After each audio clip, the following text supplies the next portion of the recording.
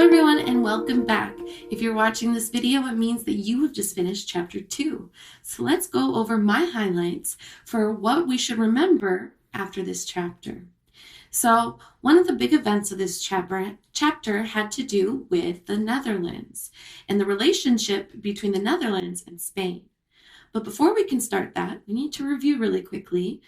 King Charles V, Holy Roman Emperor, he was the father of a boy, Philip, right?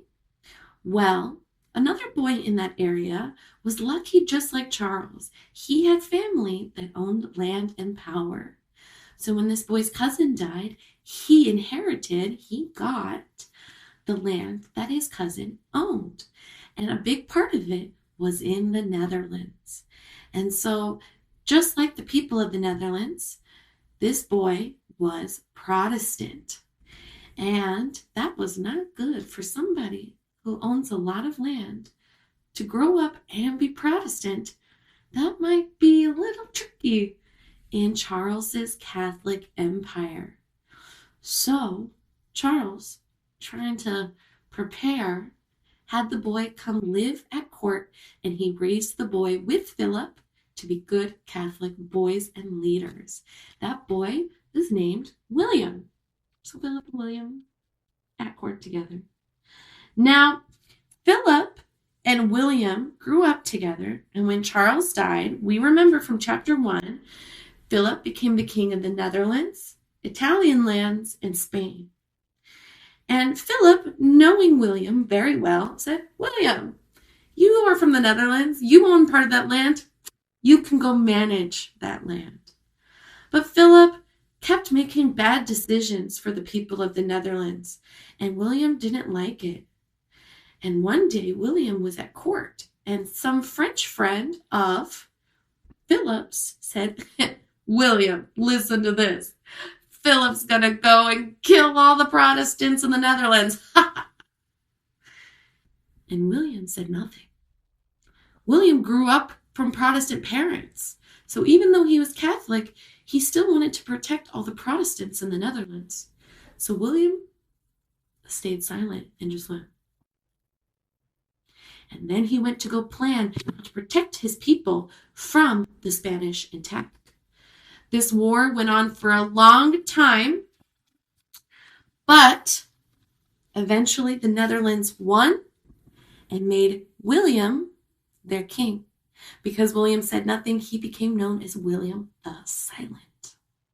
So this was the big part of chapter 2. There was another part, though, that we should know as we move on in the other chapters. And that was what was happening with Mary, Queen of Scots. So to recap, Scotland is north of England, but it's on the same land. So it's connected. Now, in Scotland, the queen was Queen Mary. She's Catholic. Her family was Catholic, even though many of the people in Scotland were Protestant. And in England, we have Queen Elizabeth I. She is also Protestant. So Mary's mother was worried about Mary growing up around so many Protestants. So she sent Mary to France to grow up around all of these royal Catholics there. When the time came, she, at age 18, went back to Scotland and met with the men or lords who were helping protect Scotland while Mary was away. All of these lords were Protestant, and they were not happy to have a Catholic queen coming back to the land after so many years. Mary wanted to be happy and help everyone. She wanted to have the Protestants happy and the Catholics happy. However, this didn't work for the lords. They still didn't trust her. She tried marrying a Protestant, but he was killed. And when she had their baby, the Protestant lord said, give him to us to raise." She didn't want to, but they took him. Afraid that she was going to get killed now, she fled to her cousin Elizabeth and said, "They're going to kill me." Elizabeth calmed her down and let her stay, but Elizabeth was worried. She was worried that Mary was going to try to kill her. So Elizabeth, I don't want to die. She killed Mary.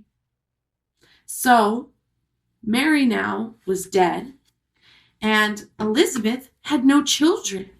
So the only person connected in the family that was alive when Mary died and Elizabeth died was that baby boy James, who had been raised to be a Protestant by those lords in Scotland.